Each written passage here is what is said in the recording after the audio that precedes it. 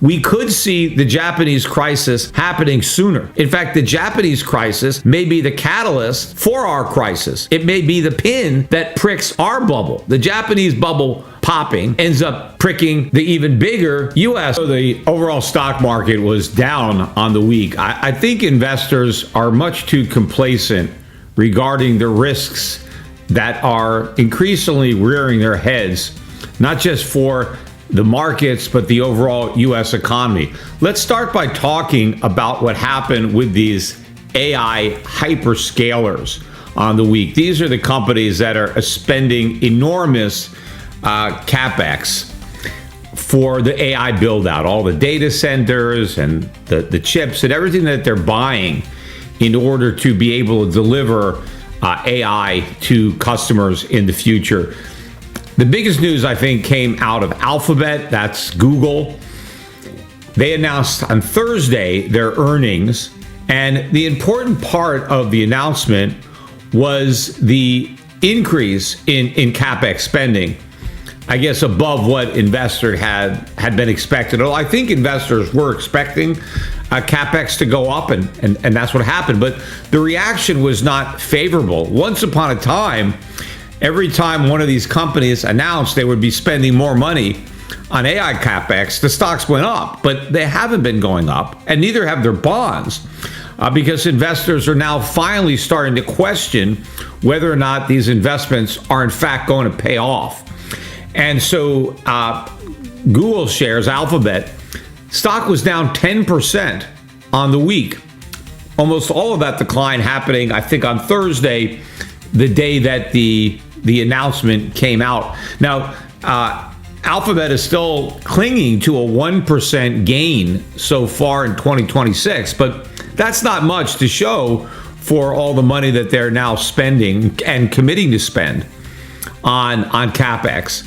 Look at Oracle. Oracle was down almost 8% on the week. They're another big spender, 7.9%, I think, to be exact. But that stock is now down 41% on the year. Markets are punishing, not rewarding Oracle for all of this spending. Similar situation with Meta, that's Facebook, down 7.3% on the week. And another stock that's down on the year, down 8.5%. year to date. Amazon also got beat up on the week, down 6.8%, but year to date still up a bit, but only 2.5%. Microsoft lost less than the other hyperscalers on the week, but still down 2.7%. But year to date, Microsoft is down 19.3%. So almost in a bear market. Oracle already well into a bear market, because of all this spending. And remember, this spending is what is driving a good chunk of U.S. GDP. And there's probably a lot of ancillary GDP that is not directly this spending, but results from it. You know, I think they spent collectively, all these hyperscalers, close to $500 billion last year on AI-related CapEx alone, not other CapEx, but just what is specifically related to artificial intelligence, the data center build-outs and all that. And I think this year they're supposed to spend maybe $750 billion. Look at what happened to SpaceX this week. And I've been talking about SpaceX even before the SpaceX IPO. But this is another AI-related company, mainly because of XAI. But SpaceX down another 7.7% this week on top of the prior losses. SpaceX barely held a 115 handle. It closed at 115.07. That's 15% below the $135 IPO price. But even more dramatic is the decline from the high, because that stock, I think maybe 3 days after the IPO, traded above 225. It's now 49% below that high. And by the way, not just SpaceX got clobbered on the week, but Tesla had multiple bad days. And I think, again, this was related to the spending that they're doing on AI. Tesla shares down 18%. One of the biggest losers on the week. Now 35% below its 52-week, and I guess all-time high. You know, if you thought you had a bad week last week, Elon Musk lost almost $100 billion on these two stocks alone. And, you know, obviously, you know, Elon's not hurting. You know, he's still got plenty of money left over, but there are a lot of people that aren't as well positioned as Elon Musk who might have bought into these stocks closer to the highs based on all the hype. And now they have some big losses, and those losses are going to get bigger because both these stocks are still outrageously expensive and have a long way to fall, especially, as I said, with SpaceX, when all these shares that haven't even been able to sell yet, although some of them may have sold short, but once they're freely trading, the float on this stock is going from 5%, where it still is, up to 40% before the end of this year, which is not that far off. And of course, all of this spending by these hyperscalers, this is what's generating all the earnings for a lot of the tech stocks that still have big gains, like NVIDIA, which actually was flat on the week, and its annual gains are being reduced. It's only up about 9.5%.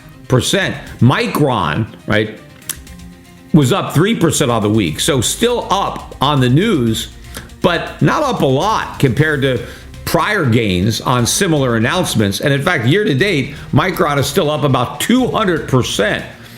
And look at Taiwan Semiconductor, which makes all this stuff, was down on the week, down 1.2%, despite the increase. Still up on the year, but it's only up 26%, so it's not fantastic. In fact, even SK Hynix, which has been trading in Korea for a long time, chip maker over there, but a recent addition to U.S. listings, was down 4.6% on the week. Because the problem is, if the customers of the chip companies are in trouble because they're spending too much money on AI CapEx, and the market is starting to question whether or not this spending is going to end up being recoverable, whether these investments will be profitable. That's what I've been saying all along. I don't doubt the potential of AI. In fact, I think the markets are likely underestimating the impact long term that AI is likely to have,